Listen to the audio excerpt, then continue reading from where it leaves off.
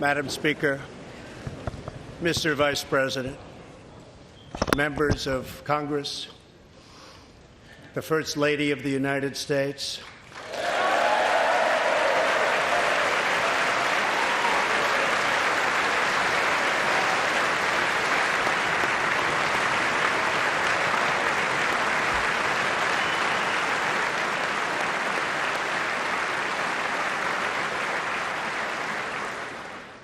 and my fellow Americans. We meet tonight at a moment of unlimited potential. As we begin a new Congress, I stand here ready to work with you to achieve historic breakthroughs for all Americans.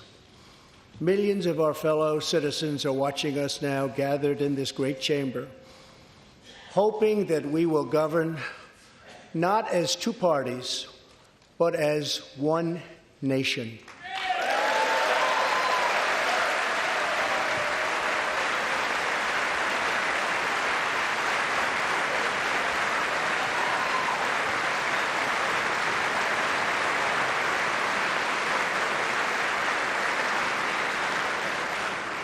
The agenda I will lay out this evening is not a Republican agenda or a Democrat agenda.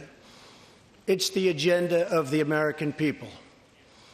Many of us have campaigned on the same core promises: to defend American jobs and demand fair trade for American workers, to rebuild and revitalize our nation's infrastructure, to reduce the price of health care and prescription drugs, to create an immigration system that is safe, lawful, modern, and secure, and to pursue a foreign policy that puts America's interest first.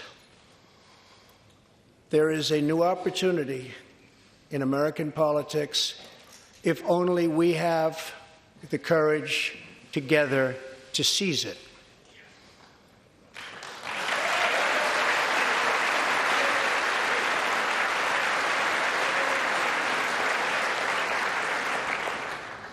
Victory is not winning for our party.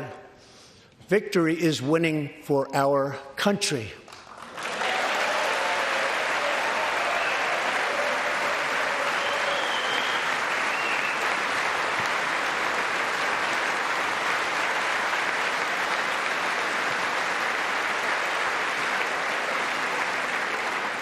This year, America will recognize two important anniversaries that show us the majesty of America's mission and the power of American pride. In June, we mark 75 years since the start of what General Dwight D. Eisenhower called the Great Crusade, the Allied liberation of Europe in World War II.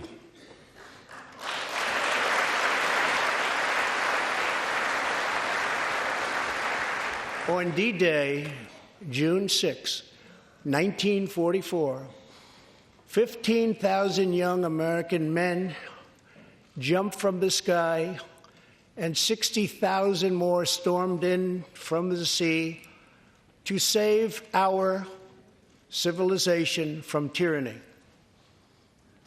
Here with us tonight are three of those incredible heroes: Private First Class Joseph Riley, Staff Sergeant Irving Locker, and Sergeant Herman Zaitchik. Please.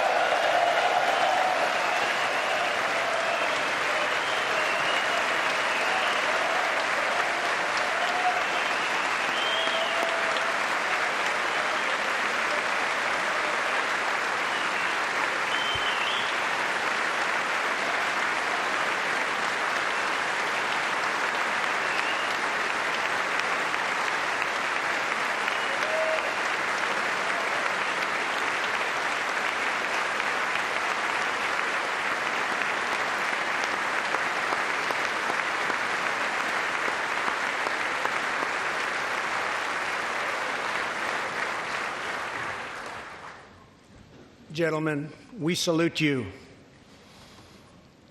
In 2019, we also celebrate 50 years since brave young pilots flew 250,000 miles through space to plant the American flag on the face of the moon. Half a century later, we are joined by one of the Apollo 11 astronauts who planted that flag, Buzz Aldrin.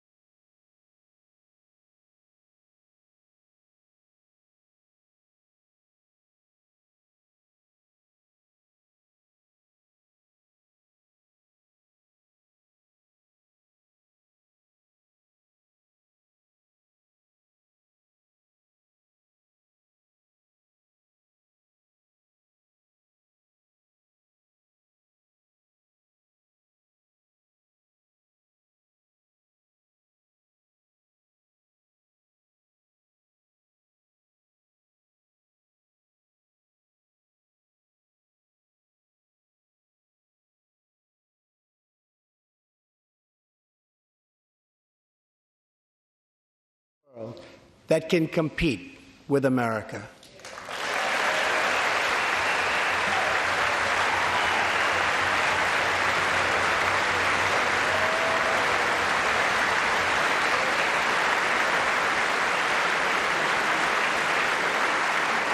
Now we must step boldly and bravely into the next chapter of this great American adventure. And we must create a new standard of living for the 21st century. An amazing quality of life for all of our citizens is within reach. We can make our community safer, our family stronger, our culture richer, our faith deeper, and our middle class bigger and more prosperous than ever before.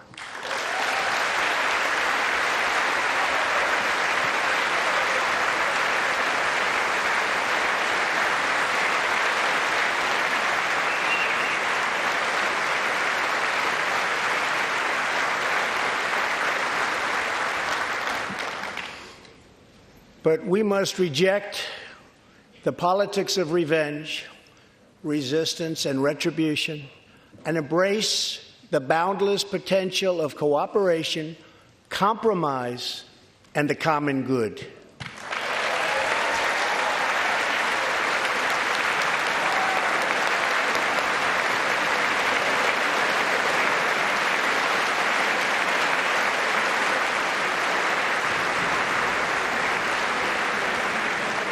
Together, we can break decades of political stalemate.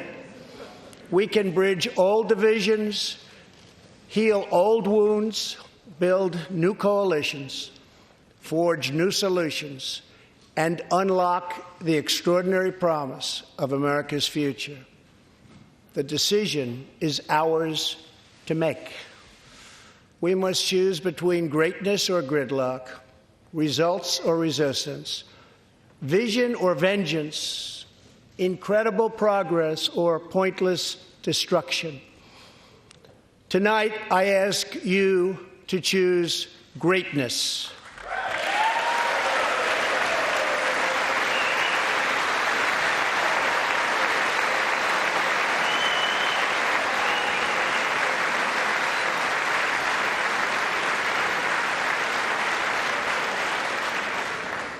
Over the last 2 years, my administration has moved with urgency and historic speed to confront problems neglected by leaders of both parties over many decades. In just over 2 years since the election, we have launched an unprecedented economic boom, a boom that has rarely been seen before. There's been nothing like it. We have created 5.3 million new jobs, and importantly added 600,000 new manufacturing jobs, something which almost everyone said was impossible to do. But the fact is, we are just getting started.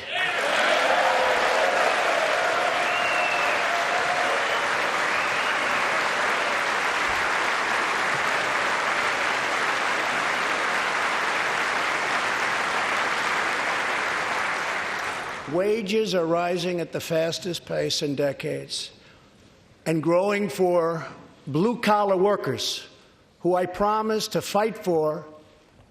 They're growing faster than anyone else thought possible. Nearly 5 million Americans have been lifted off food stamps.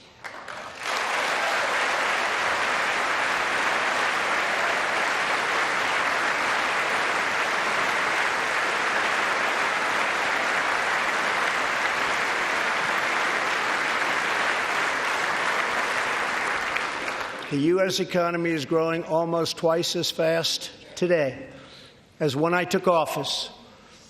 And we are considered far and away the hottest economy anywhere in the world, not even close.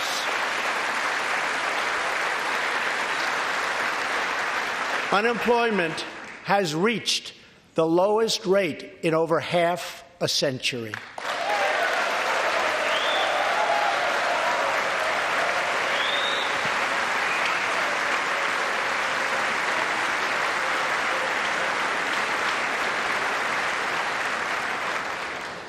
African American, Hispanic American, and Asian American unemployment have all reached their lowest levels ever recorded.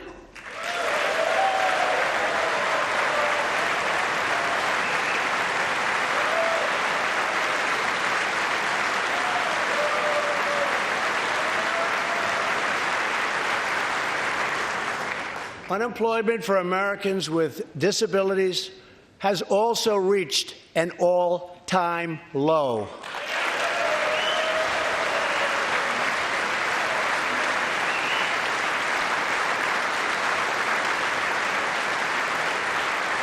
More people are working now than at any time in the history of our country. 157 million people at work.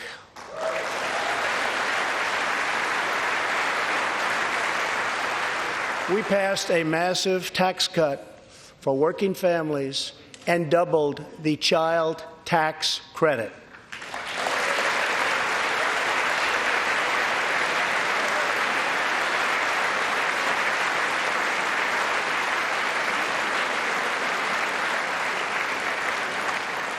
We virtually ended the estate tax, or death tax, as it is often called, on small businesses, for ranches, and also for family farms.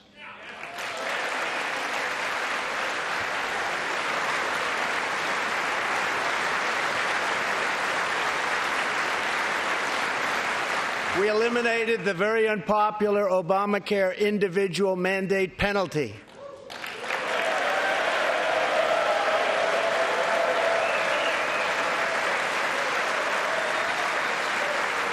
And to give critically ill patients access to life-saving cures, we passed, very importantly, right to try.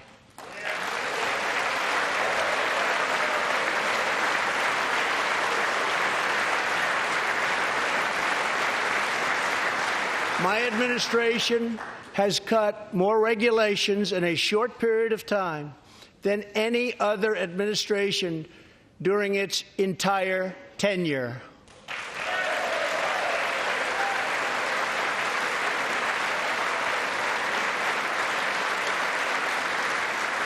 Companies are coming back to our country in large numbers, thanks to our historic reductions in taxes and regulations.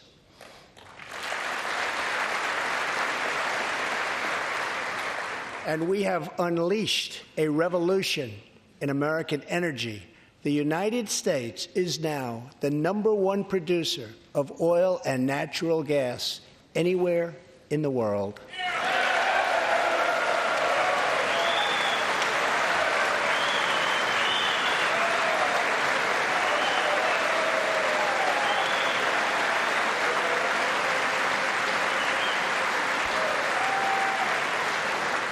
And now, for the first time in 65 years, we are a net exporter of energy.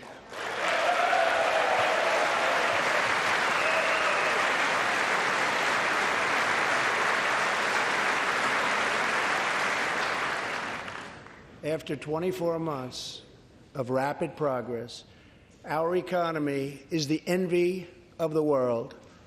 Our military is the most powerful on earth by far. And America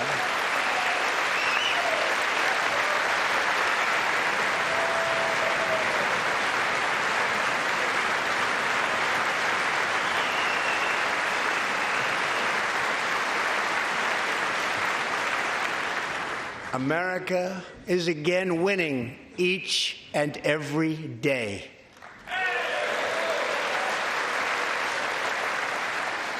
Members of Congress, the state of our union is strong.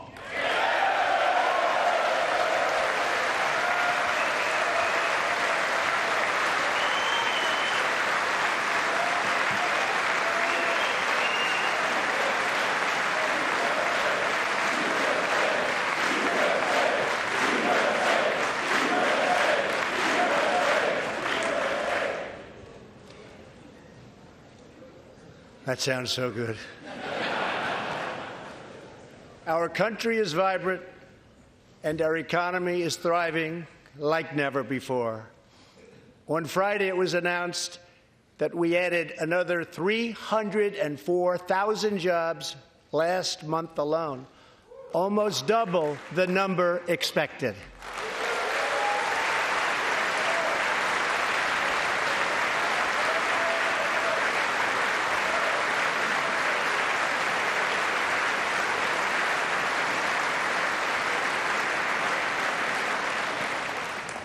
An economic miracle is taking place in the United States, and the only thing that can stop it are foolish wars, politics, or ridiculous partisan investigations.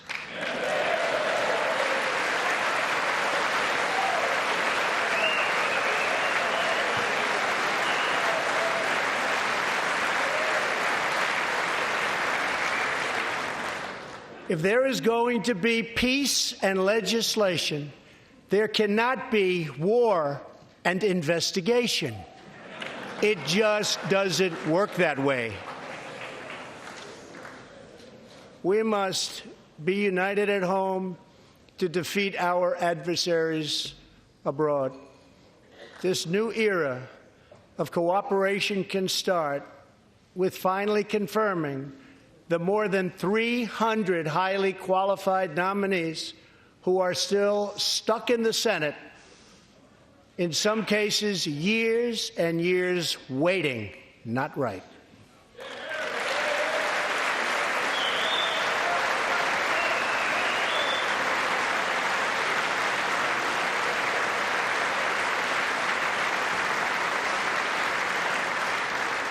The Senate has failed to act on these nominations, which is unfair to the nominees and very unfair to our country.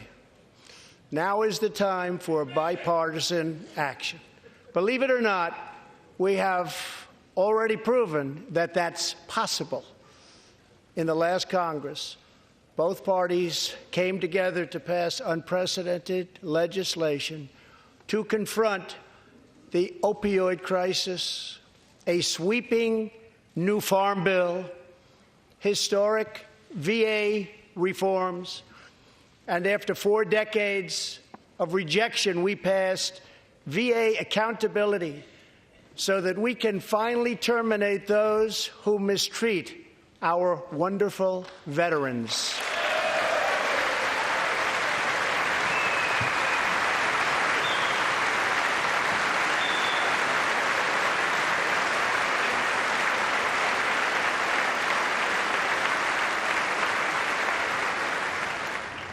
And just weeks ago, both parties united for groundbreaking criminal justice reform. They said it couldn't be done.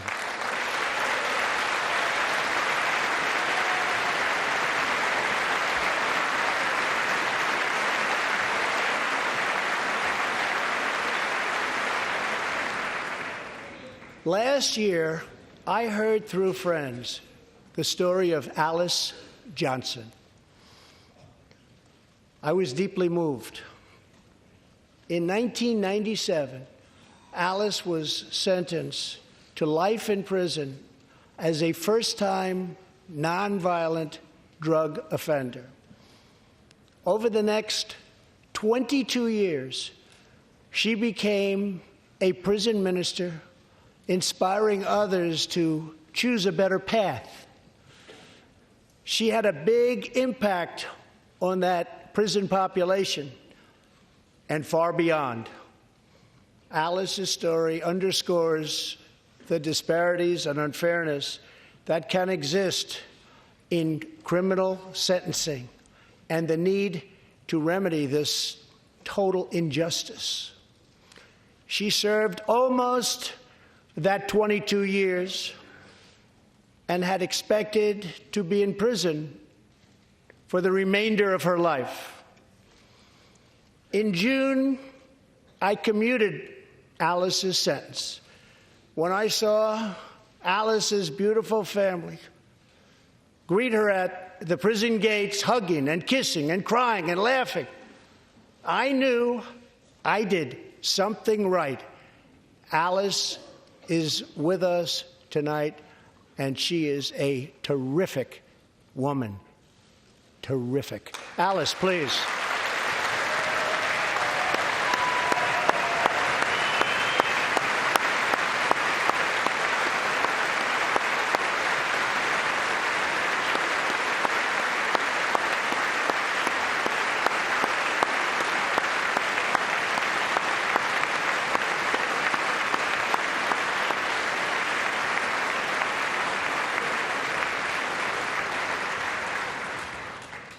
Alice, thank you for reminding us that we always have the power to shape our own destiny. Thank you very much, Alice. Thank you very much.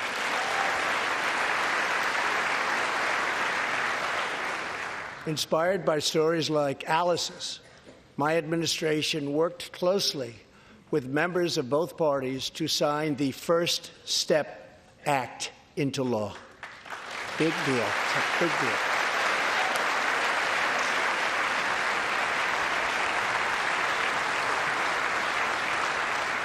This legislation reformed sentencing laws that have wrongly and disproportionately harmed the African American community. The First Step Act gives nonviolent offenders the chance to re-enter society as productive, law-abiding citizens. Now, states across the country are following our lead. America is a nation that believes in redemption. We are also joined tonight by Matthew Charles from Tennessee. In 1996, at the age of 30, Matthew was sentenced to 35 years for selling drugs and related offenses. Over the next 2 decades, he completed more than 30 Bible studies, became a law clerk, and mentored many of his fellow inmates. Now Matthew is the very first person to be released from prison under the First Step Act.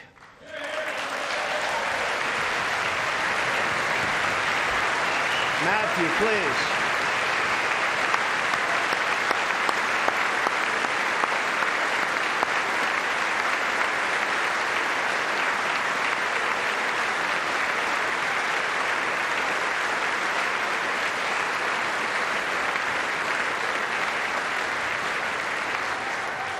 Thank you, Matthew.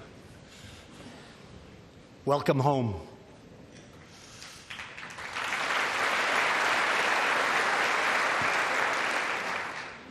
Now, Republicans and Democrats must join forces again to confront an urgent national crisis.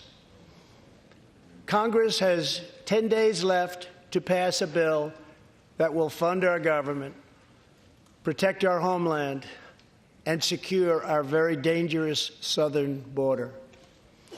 Now is the time for Congress to show the world that America is committed to ending illegal immigration and putting the ruthless coyotes, cartels, drug dealers, and human traffickers out of business.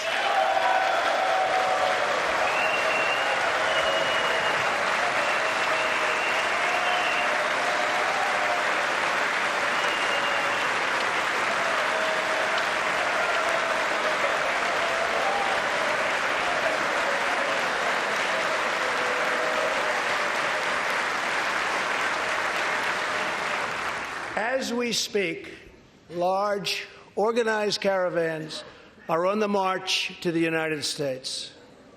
We have just heard that Mexican cities, in order to remove the illegal immigrants from their communities, are getting trucks and buses to bring them up to our country in areas where there is little border protection. I have ordered another 3,750 troops to our southern border to prepare for this tremendous onslaught. This is a moral issue. The lawless state of our southern border is a threat to the safety, security, and financial well-being of all America. We have a moral duty to create an immigration system that protects the lives and jobs of our citizens. This includes our obligation to the millions of immigrants living here today who followed the rules and respected our laws. Legal immigrants enrich our nation and strengthen our society in countless ways.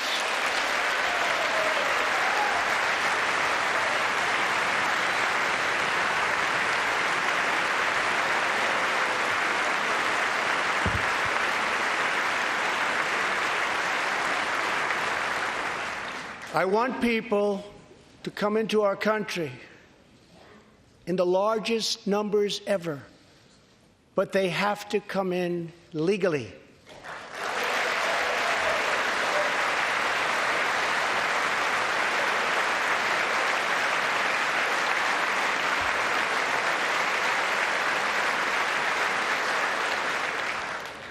Tonight, I am asking you to defend our very dangerous southern border out of love and devotion to our fellow citizens and to our country.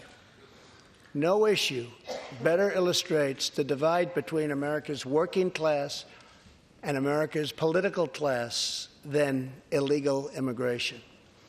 Wealthy politicians and donors push for open borders while living their lives behind walls and gates and guards.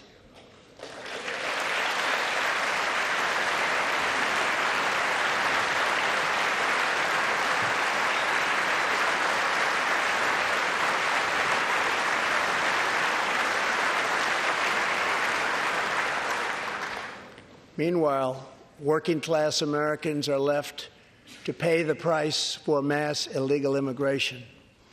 Reduced jobs, lower wages, overburdened schools, hospitals that are so crowded you can't get in, increased crime, and a depleted social safety net. Tolerance for illegal immigration is not compassionate. It is actually very cruel.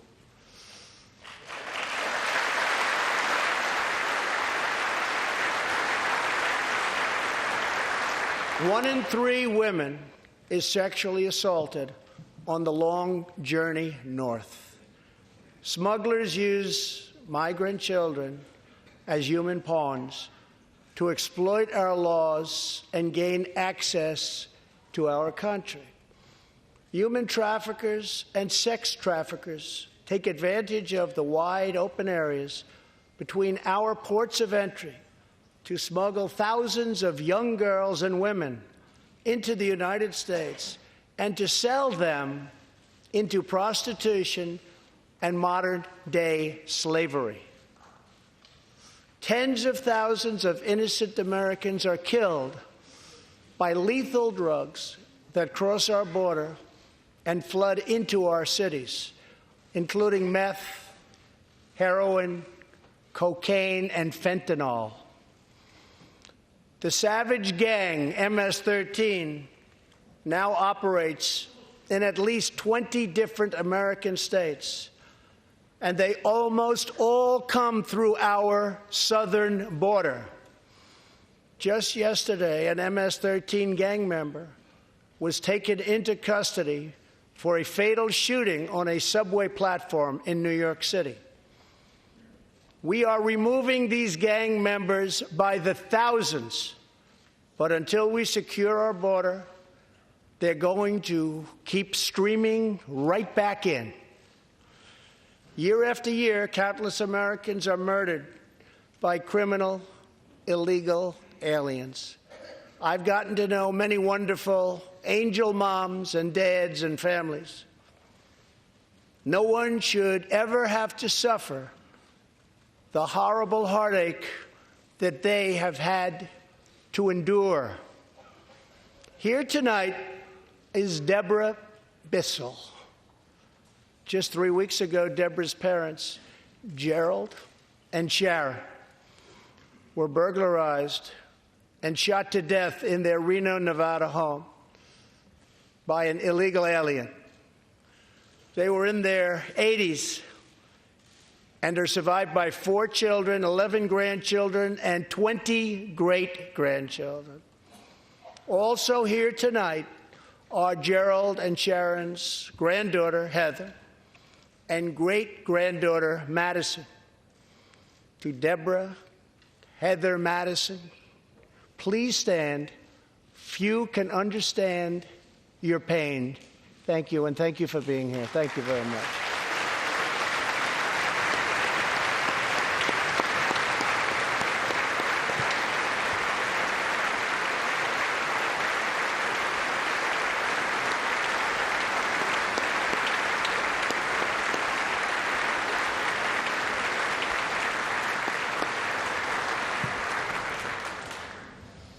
I will never forget, and I will fight for the memory of Gerald and Sharon, that it should never happen again. Not one more American life should be lost because our nation failed to control its very dangerous border. In the last 2 years, our brave ICE officers made 266,000 arrests of criminal aliens, including those charged or convicted of nearly 100,000 assaults, 30,000 sex crimes, and 4,000 killings or murders. We are joined tonight by one of those law enforcement heroes, ICE Special Agent Elvin Hernandez. When Elvin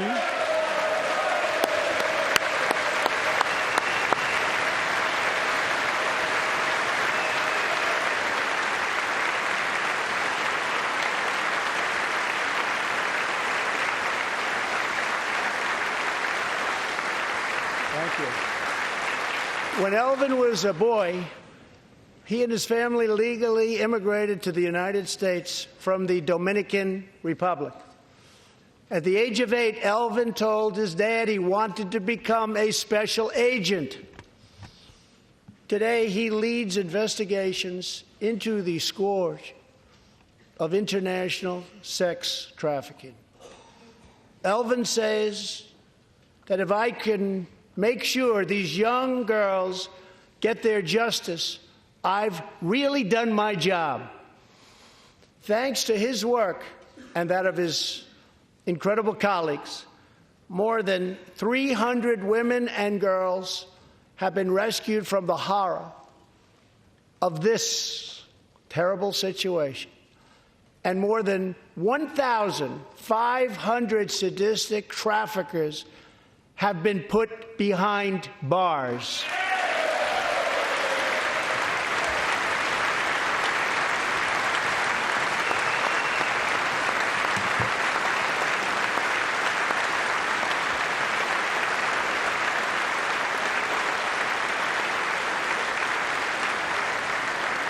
you, Alvin. We will always support the brave men and women of law enforcement. And I pledge to you tonight that I will never abolish our heroes from ICE. Thank you.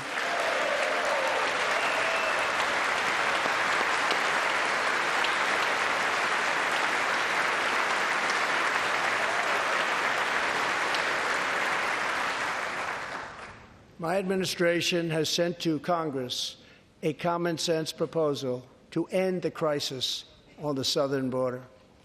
It includes humanitarian assistance, more law enforcement, drug detection at our ports, closing loopholes that enable child smuggling, and plans for a new physical barrier or wall to secure the vast areas between our ports of entry. In the past, most of the people in this room voted for a wall, but the proper wall never got built. I will get it built.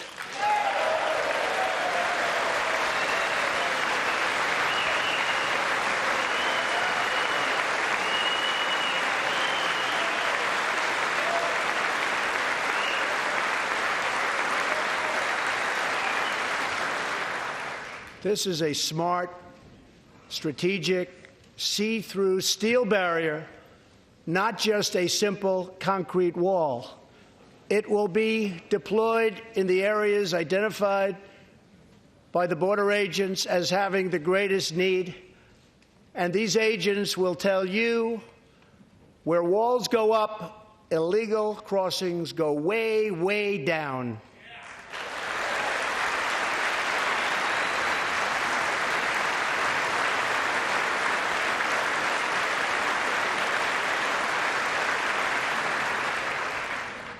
San Diego used to have the most illegal border crossings in our country. In response, a strong security wall was put in place. This powerful barrier almost completely ended illegal crossings. The border city of El Paso, Texas, used to have extremely high rates of violent crime, one of the highest in the entire country, and considered one of our nation's most dangerous cities. Now, immediately upon its building, with a powerful barrier in place, El Paso is one of the safest cities in our country. Simply put, walls work and walls save lives.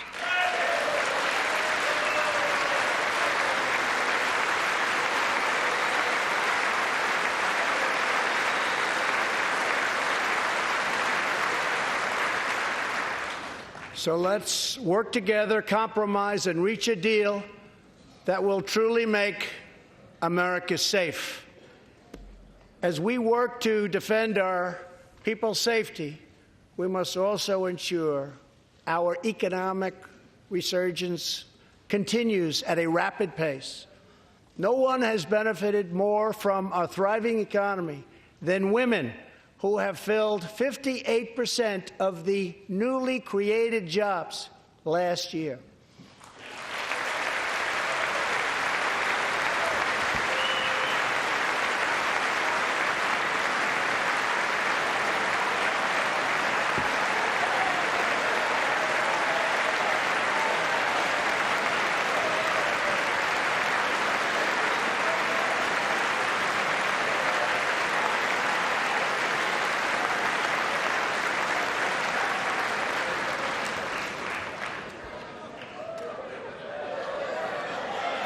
You weren't supposed to do that. Thank you very much. Thank you very much. All Americans can be proud that we have more women in the workforce than ever before.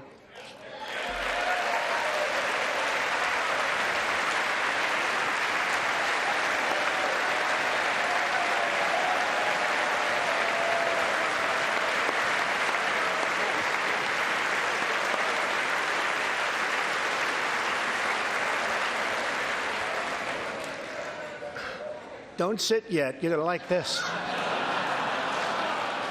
And exactly 1 century after Congress passed the constitutional amendment giving women the right to vote, we also have more women serving in Congress than at any time before.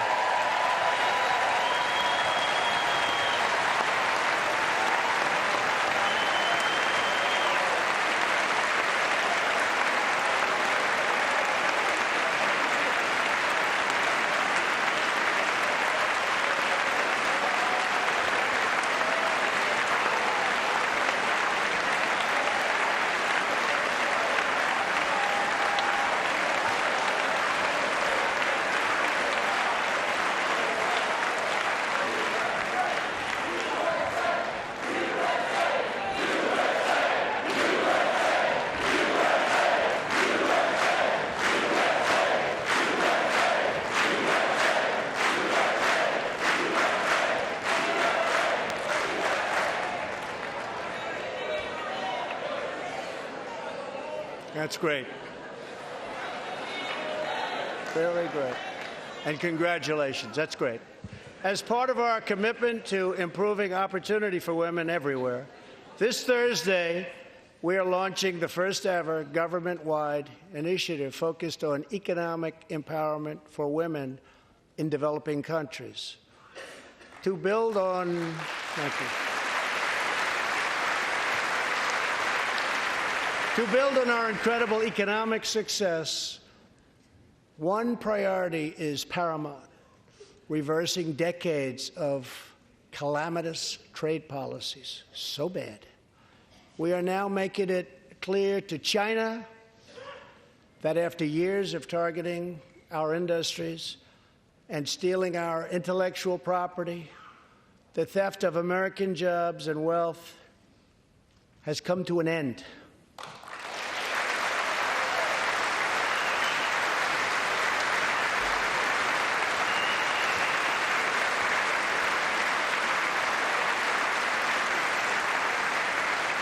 Therefore, we recently imposed tariffs on $250 billion of Chinese goods, and now our Treasury is receiving billions and billions of dollars. But I don't blame China for taking advantage of us. I blame our leaders and representatives for allowing this travesty to happen. I have great respect for President Xi, and we are now working on a new trade deal with China. But it must include real structural change to end unfair trade practices, reduce our chronic trade deficit, and protect American jobs.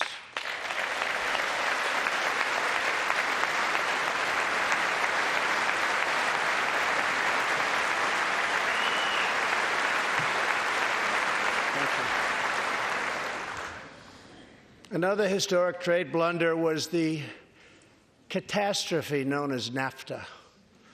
I have met the men and women of Michigan, Ohio, Pennsylvania, Indiana, New Hampshire, and many other states whose dreams were shattered by the signing of Nafta. For years, politicians promised them they would renegotiate for a better deal. But no one ever tried until now.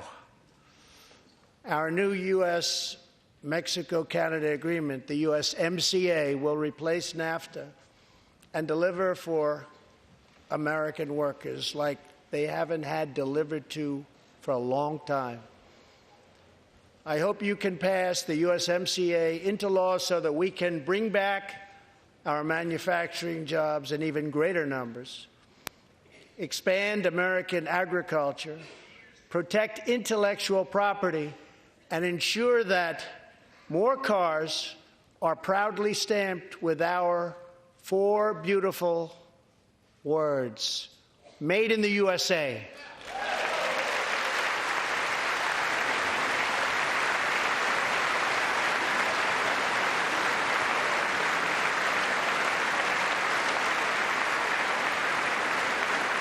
Tonight, I am also asking you to pass the United States Reciprocal Trade Act so that if another country places an unfair tariff on an American product, we can charge them the exact same tariff on the exact same product that they sell to us.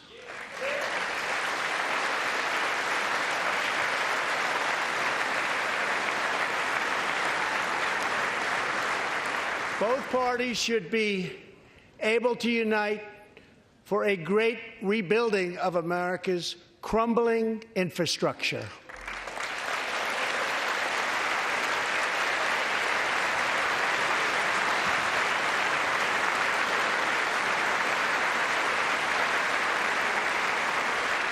I know that Congress is eager to pass an infrastructure bill, and I am eager to work with you on legislation to deliver new and important infrastructure investment, including investments in the cutting-edge industries of the future. This is not an option. This is a necessity. The next major priority for me and for all of us should be to lower the cost of health care and prescription drugs, and to protect patients with pre-existing conditions.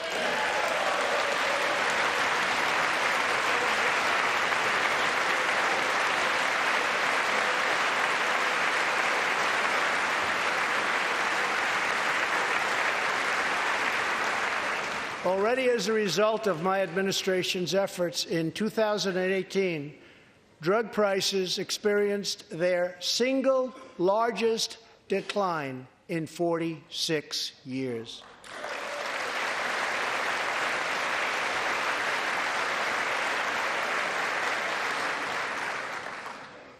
But we must do more. It's unacceptable that Americans pay vastly more than people in other countries for the exact same drugs, often made in the exact same place. This is wrong, this is unfair, and together we will stop it, and we'll stop it fast.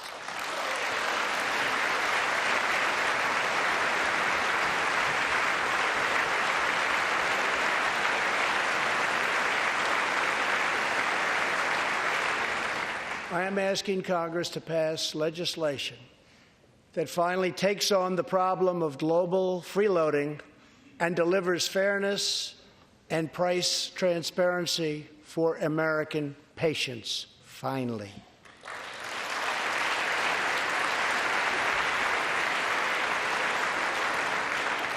We should also require drug companies, insurance companies, and hospitals to disclose real prices to foster competition and bring costs way down.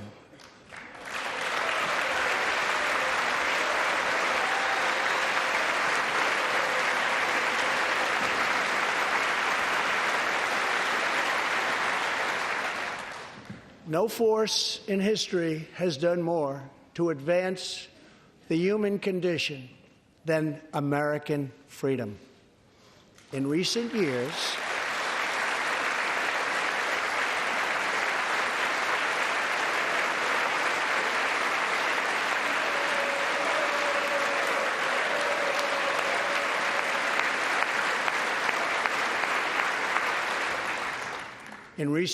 we have made remarkable progress in the fight against HIV and AIDS. Scientific breakthroughs have brought a once distant dream within reach. My budget will ask Democrats and Republicans to make the needed commitment to eliminate the HIV epidemic in the United States within 10 years. We have made incredible strides, incredible.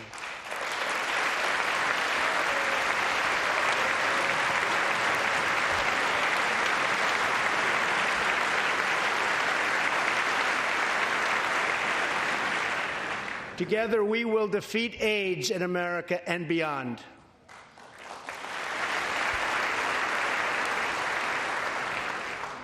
Tonight, I am also asking you to join me in another fight that all Americans can get behind, the fight against childhood cancer.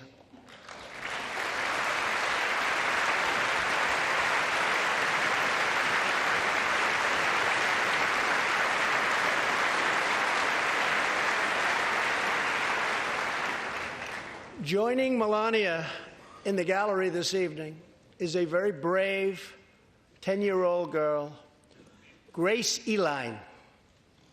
Every birthday,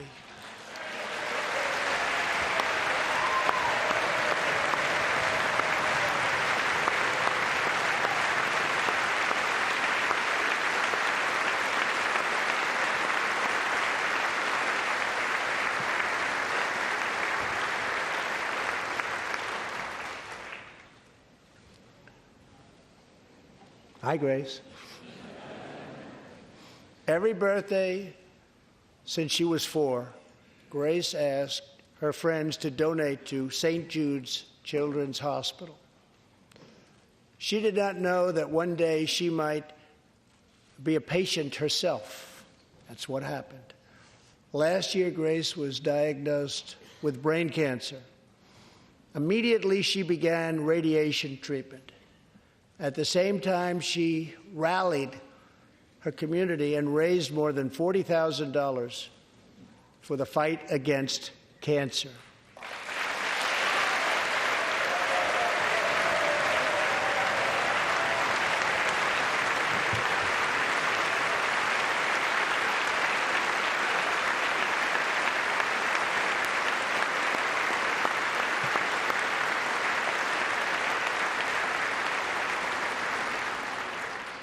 When Grace completed treatment last fall, her doctors and nurses cheered.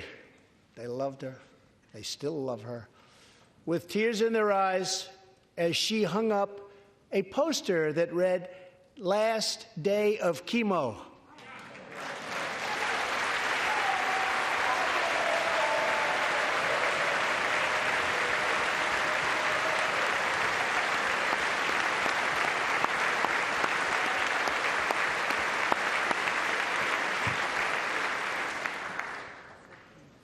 Thank you very much, Grace. You are a great inspiration to everyone in this room. Thank you very much. Many childhood cancers have not seen new therapies in decades. My budget will ask Congress for $500 million over the next 10 years to fund this critical life-saving research. To help support working parents, the time has come to pass school choice for Americans' children.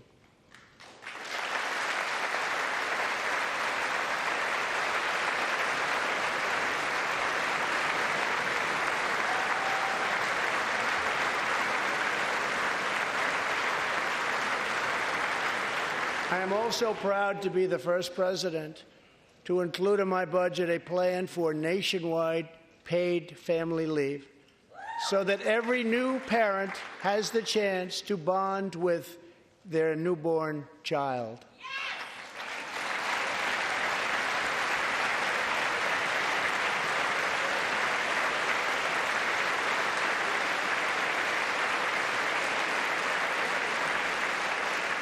There could be no greater contrast to the beautiful image of a mother holding her infant child than the chilling displays our nation saw in recent days.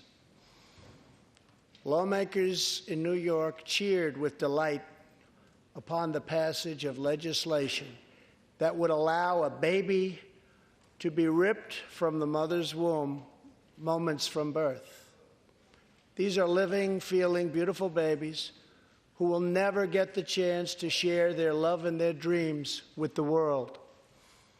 And then we had the case of the governor of Virginia, where he stated he would execute a baby after birth.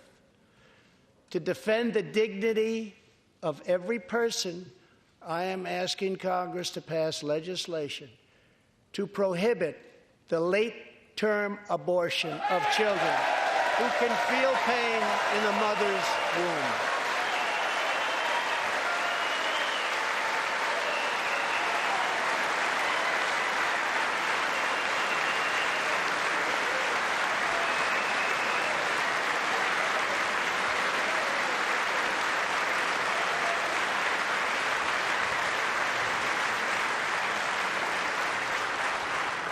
Let us work together to build a culture that cherishes innocent life.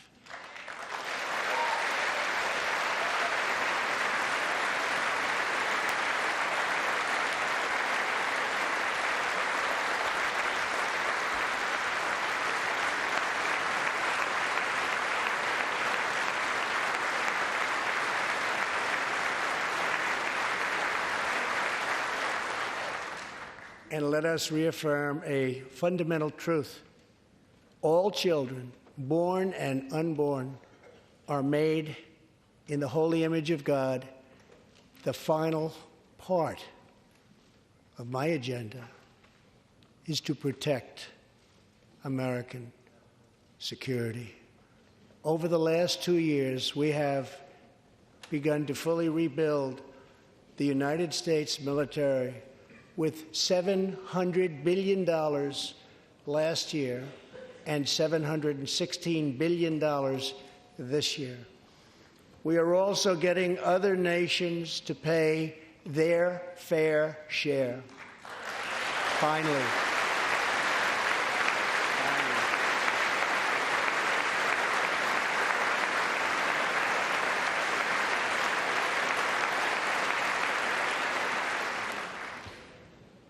For years, the United States was being treated very unfairly by friends of ours, members of NATO.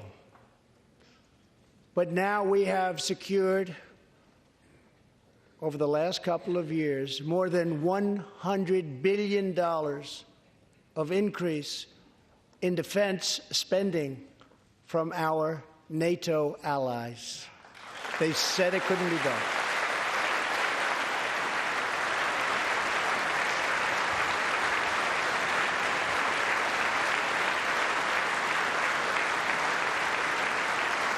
As part of our military buildup, the United States is developing a state-of-the-art missile defense system.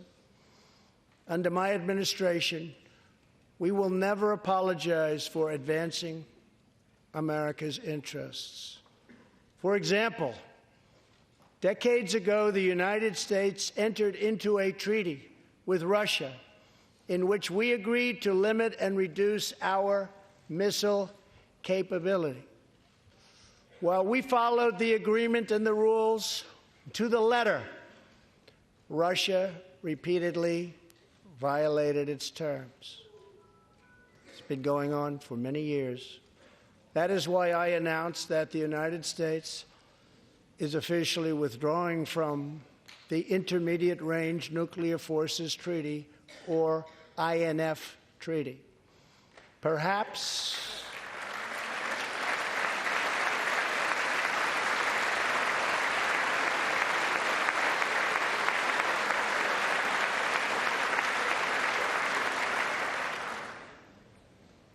we really have no choice. Perhaps we can negotiate a different agreement, adding China and others, or perhaps we can't, in which case we will outspend and out-innovate all others by far.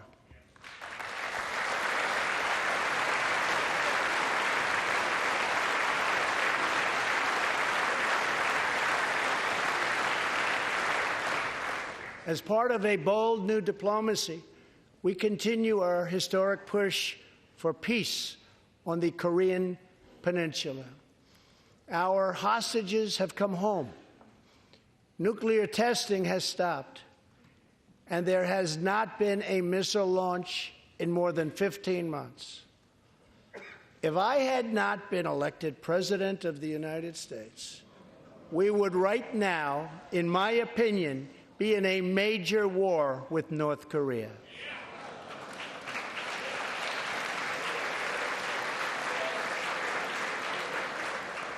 Much work remains to be done, but my relationship with Kim Jong-un is a good one. Chairman Kim and I will meet again on February 27th and 28th in Vietnam.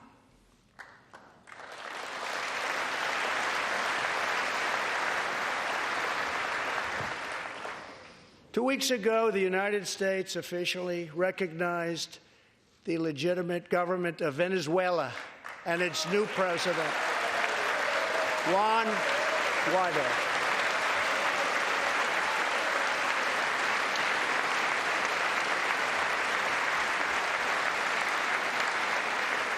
We stand with the Venezuelan people in their noble quest for freedom, and we condemn the brutality of the Maduro regime, whose socialist policies have turned that nation from being the wealthiest in South America into a state of abject poverty and despair.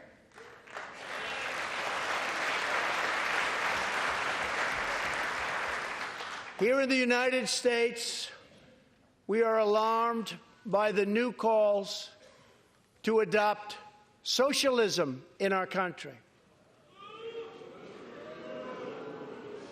America was founded on liberty and independence, and not government coercion, domination, and control. We are born free, and we will stay free.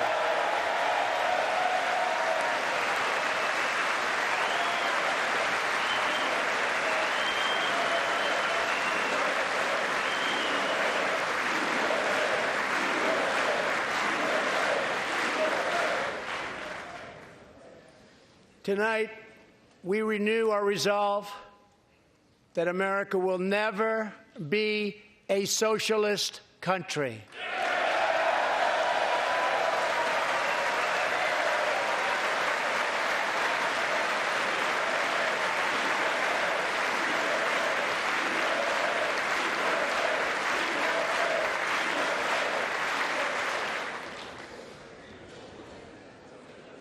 One of the most complex set of challenges we face, and have for many years, is in the Middle East.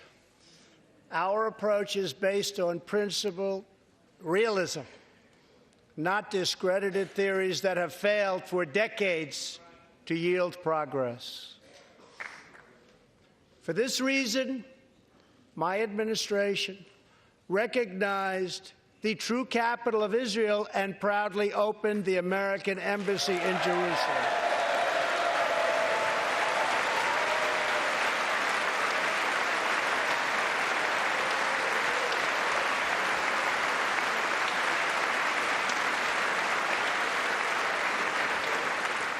Our brave troops have now been fighting in the Middle East for almost 19 years.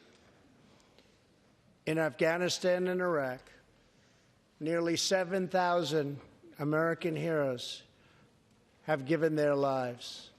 More than 52,000 Americans have been badly wounded. We have spent more than $7 trillion in fighting wars in the Middle East. As a candidate for president, I loudly pledged a new approach. Great nations do not fight endless wars.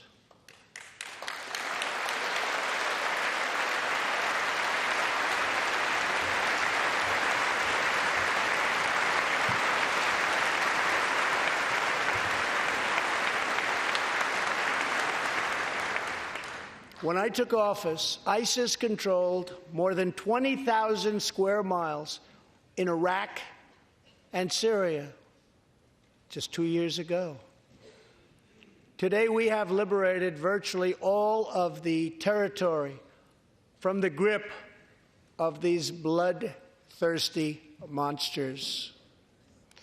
Now, as we work with our allies to destroy the remnants of ISIS, it is time to give our brave warriors in Syria a warm welcome home. I have also accelerated our negotiations to reach, if possible, a political settlement in Afghanistan. The opposing side is also very happy to be negotiating. Our troops have fought with unmatched valor, and thanks to their bravery, we are now able to pursue a possible political solution to this long and bloody conflict.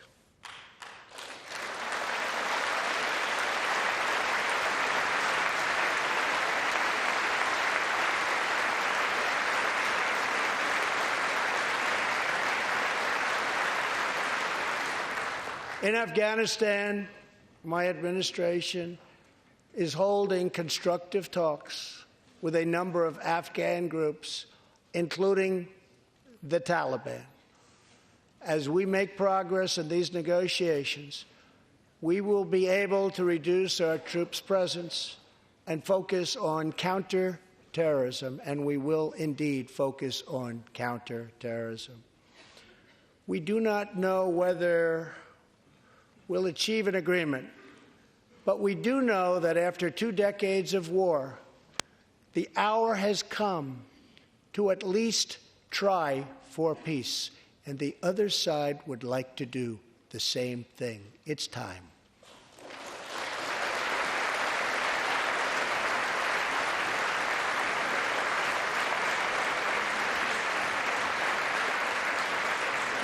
Above all, friend and foe alike must never doubt this nation's power and will to defend our people.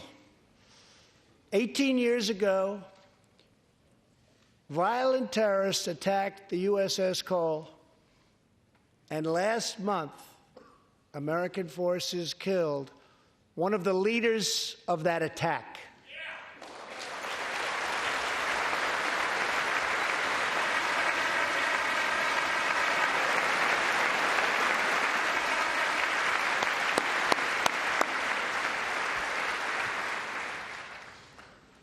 We are honored to be joined tonight by Tom Wibberley, whose son, Navy seaman Craig Wibberley, was one of the 17 sailors we tragically lost. Tom, we vow to always remember the heroes of the USS Cole. Thank you, Tom.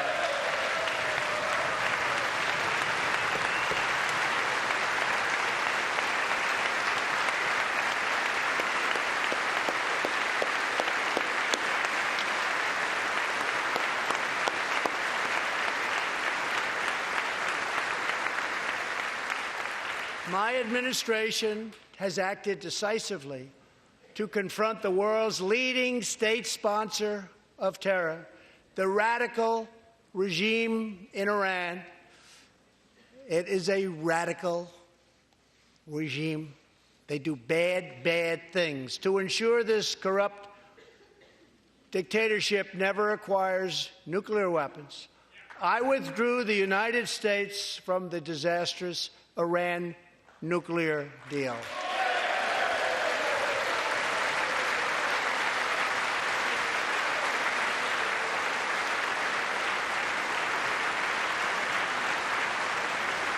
And last fall, we put in place the toughest sanctions ever imposed by us on a country.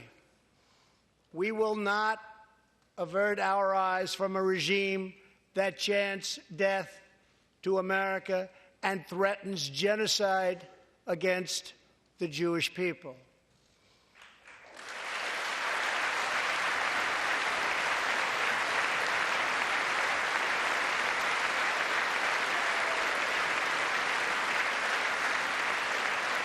We must never ignore the vile poison of anti-Semitism or those who spread its venomous creed.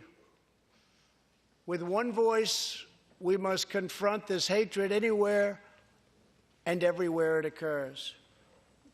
Just months ago, 11 Jewish Americans were viciously murdered in an anti-Semitic attack on the Tree of Life Synagogue in Pittsburgh. SWAT officer Timothy Matson raced into the gunfire and was shot 7 times chasing down the killer, and he was very successful. Timothy has just had his 12th surgery, and he's going in for many more. but he made the trip to be here with us tonight. Officer Mattson, please.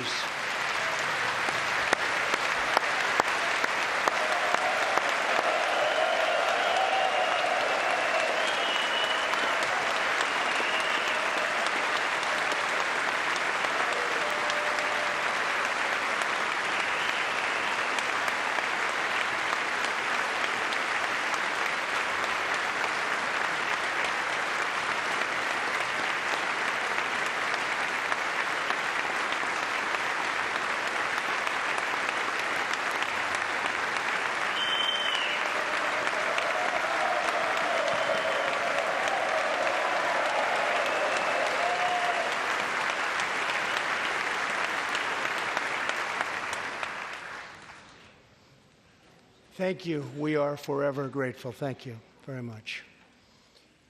Tonight, we are also joined by Pittsburgh survivor Judah Samet. He arrived at the synagogue as the massacre began.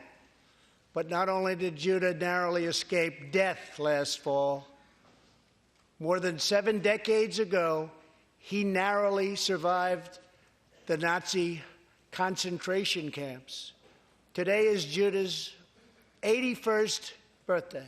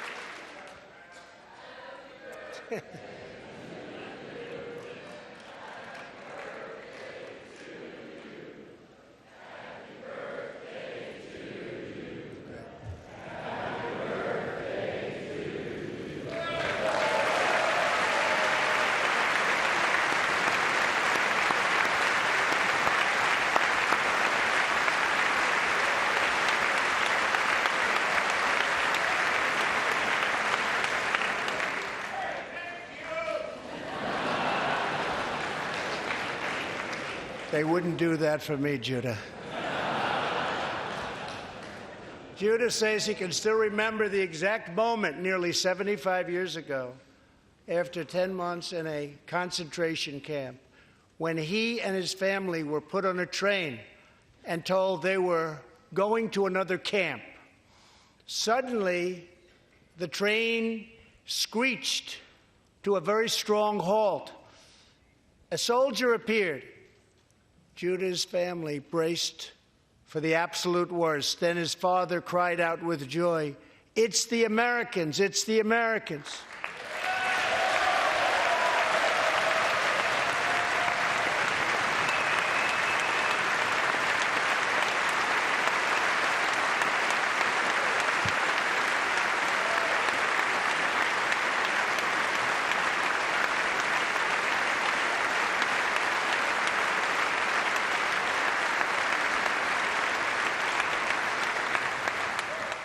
Thank you. A second Holocaust survivor who is here tonight, Joshua Kaufman, was a prisoner at Dachau. He remembers watching through a hole in the wall of a cattle car as American soldiers rolled in with tanks. To me, Joshua recalls, the American soldiers were proof that God exists. And they came down from the sky. They came down from heaven. I began this evening by honoring 3 soldiers who fought on D-Day in the Second World War. One of them was Herman Zaitchik. But there is more to Herman's story. A year after he stormed the beaches of Normandy, Herman was one of the American soldiers who helped liberate Dachau.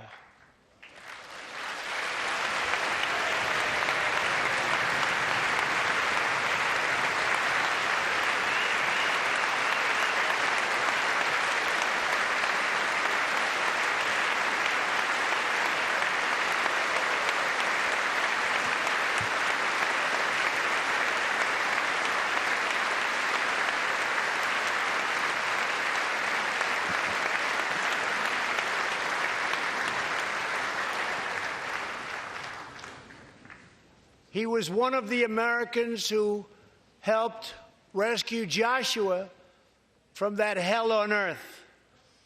Almost 75 years later, Herman and Joshua are both together in the gallery tonight, seated side by side, here in the home of American freedom. Herman and Joshua, your presence this evening is very much appreciated. Thank you very much.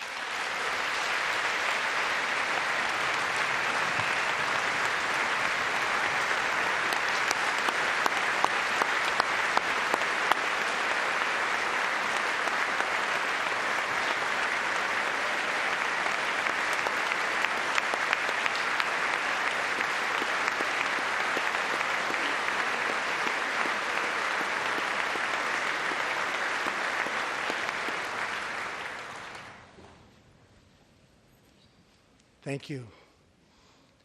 When American soldiers set out beneath the dark skies over the English Channel in the early hours of D-Day 1944, they were just young men of 18 and 19 hurtling on fragile landing craft toward the most momentous battle in the history of war. They did not know if they would survive the hour. They did not know if they would grow old, but they knew that America had to prevail. Their cause was this nation and generations yet unborn. Why did they do it? They did it for America. They did it for us. Everything that has come since our triumph over communism, our giant leaps of science and discovery, our unrivaled progress towards equality and justice, all of it is possible thanks to the blood and tears and courage and vision of the Americans who came before. Think of this Capitol. Think of this very chamber where lawmakers before you voted to end slavery, to build the railroads and the highways, and defeat fascism, to secure civil rights, and to face down evil empires. Here tonight, we have legislators from across this magnificent republic. You have come from the rocky shores of Maine and the volcanic peaks of Hawaii, from the snowy woods of Wisconsin and the red deserts of Arizona, from the green farms of Kentucky and the golden beaches of California. Together, we represent the most extraordinary nation in all of history. What will we do with this moment? How will we be remembered? I ask the men and women of this Congress, look at the opportunities before us. Our most thrilling achievements are still ahead. Our most exciting journeys still await. Our biggest victories are still to come. We have not yet begun to dream. We must choose whether we are defined by our differences or whether we dare to transcend them. We must choose whether we squander our great inheritance or whether we proudly declare that we are Americans. We do the incredible. We defy the impossible. We conquer the unknown. This is the time to reignite the American imagination. This is the time to search for the tallest summit and set our sights on the brightest star. This is the time to rekindle the bonds of love and loyalty and memory that link us together as citizens, as neighbors, as patriots. This is our future, our fate, and our choice to make. I am asking you to choose greatness. No matter the trials we face, no matter the challenges to come, we must go forward together. We must keep America first in our hearts. We must keep freedom alive in our souls. And we must always keep faith in America's destiny. That one nation, under God, must be the hope and the promise and the light and the glory among all the nations of the world. Thank you, God bless you, and God bless America. Thank you very much. Thank you.